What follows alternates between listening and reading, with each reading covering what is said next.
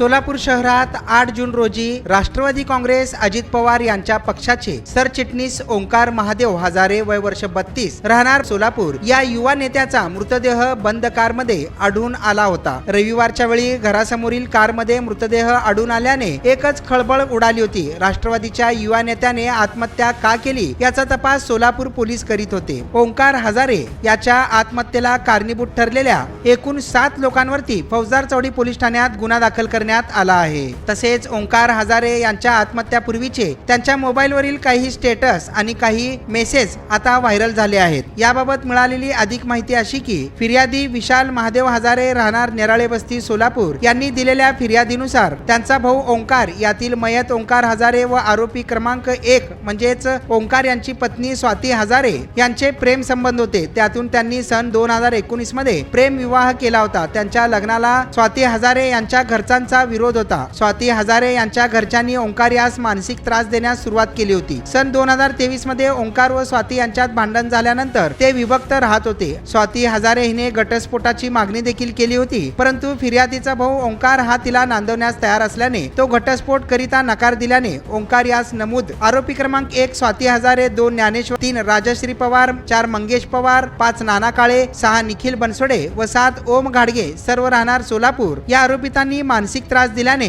त्यास कंटाळून ओंकार याने 8 जून 2025 रोजी आत्महत्या केल्याचे